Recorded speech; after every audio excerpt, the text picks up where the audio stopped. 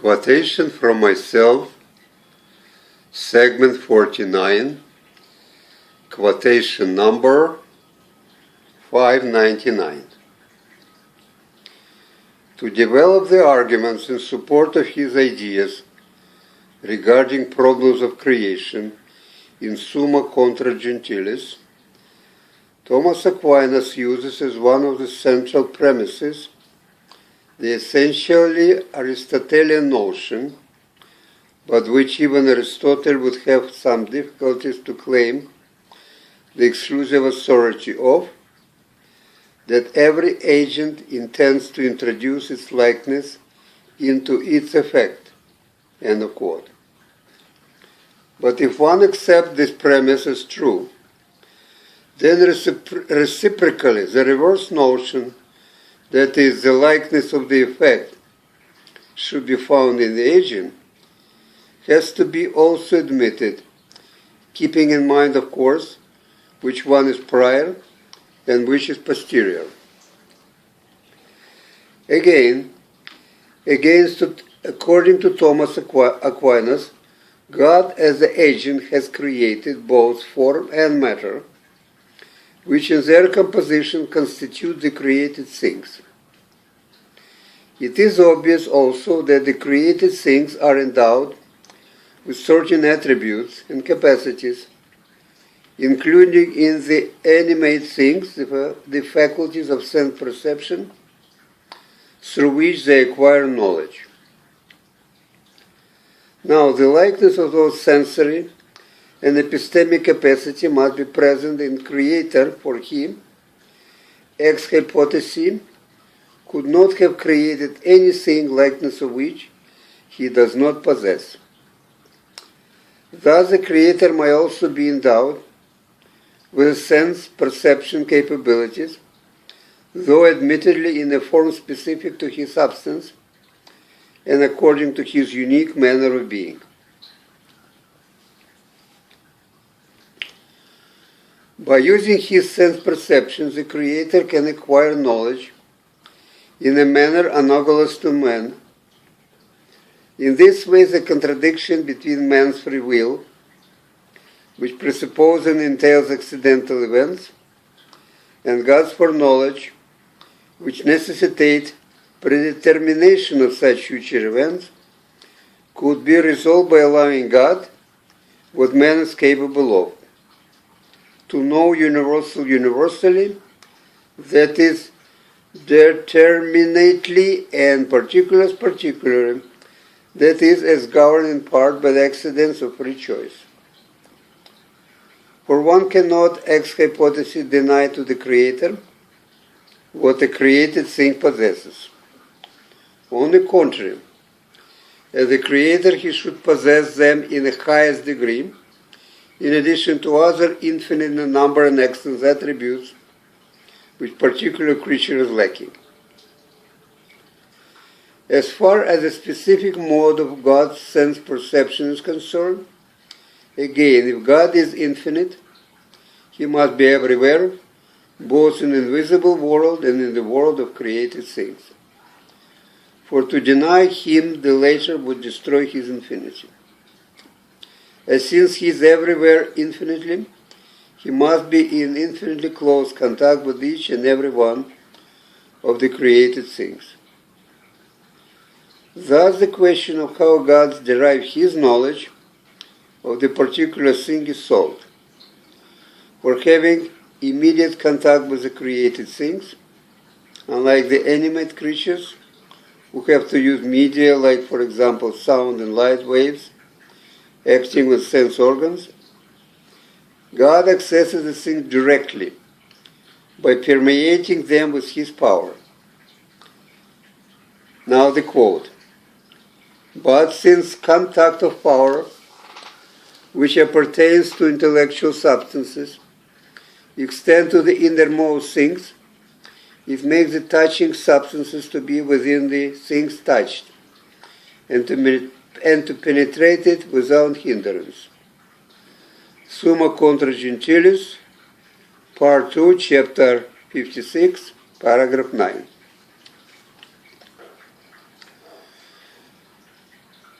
Quotation 600. God's life must be very boring. To know all that will ever happen from here to eternity. No surprises, nothing unexpected. This year flood, the next earthquake.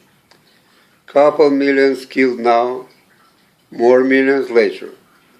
It is all so depressingly predictable. One starts to envy even such a despicable creature as man. His life is definitely more exciting, but short, nasty, and brutish. Yeah, nothing is perfect. In the next couple billions of years must come up with something better. As for now, the rest is boredom. 605.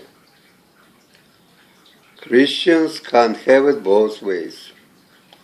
On the one hand, to accept, albeit selectively, Judaism as a source, and to use it as a foundation of their religion and theology, and, on the other hand, to accuse the Jews of rejecting Christ and Christianity, despite the obvious fact that not only Christ and his apostles, but the overwhelming majority of early Christians were circumcised Jews who followed precepts and regulations of Mosaic law, and that even the Gentile proselytes at the beginning were almost indistinguishable from the Jews both in their appearances and behavior.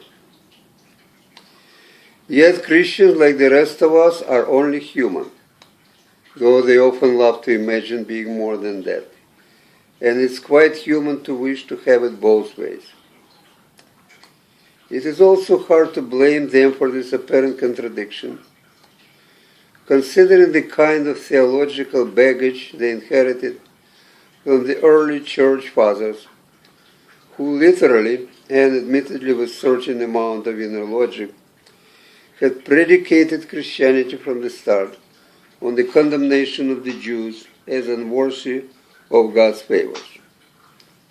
For example, the central point of St. Augustine's theology and the main thrust of his argument as it presented in the City of God is to prove that the promise of the Old Testament made repeatedly by God to the Jews, the citizens of the earthly and therefore false Jerusalem, was actually concerned the future Christians, the citizens of the heavenly and therefore true Jerusalem, the real City of God.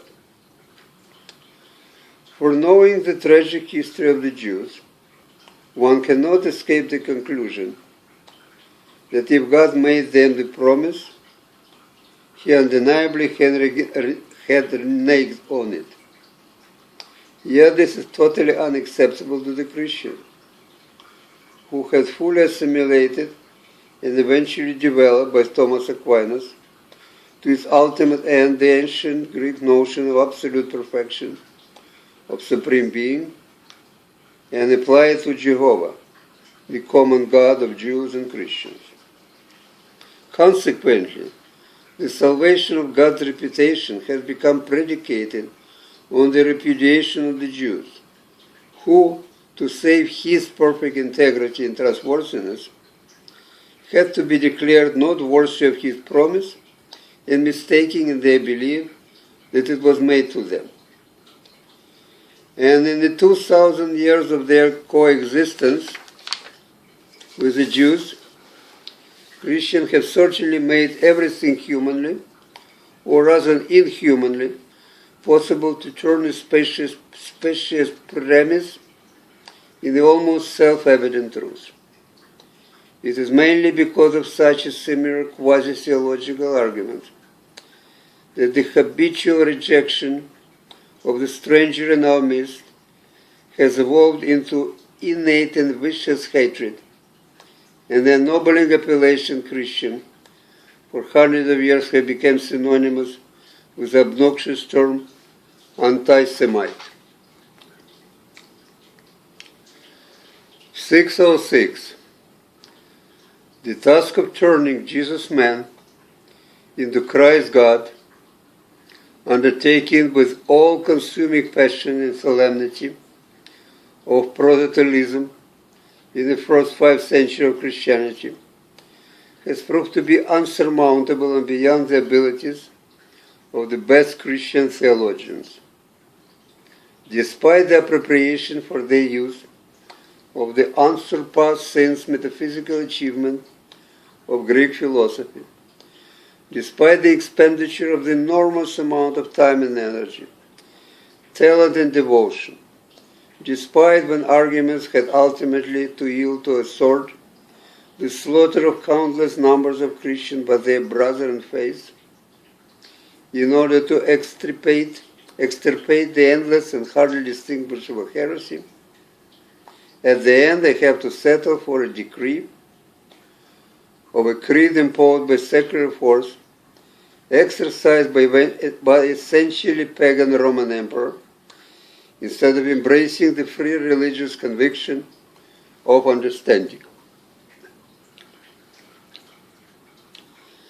6.10. The attempt to reconcile the anthropomorphic Jehovah of the Old Testament, a God who displayed a wide range of distinctly human characteristics and emotion, like mildness and anger, patience and frustration, love and jealousy, mercy and wrath, a God who walked in the garden in the cool of the day and talked to Adam and Eve, Abraham and Moses face to face, with abstract and unchangeable, totally impervious to any sensation and feeling, the immovable prime mover, a God produced or rather deduced by Greek philosophy, was never successful even when undertaking but such outstanding Christian theologian as St. Augustine and Thomas Aquinas. 607. Some people are never satisfied no matter how much they are given. The others are always content no matter how little they got. 608.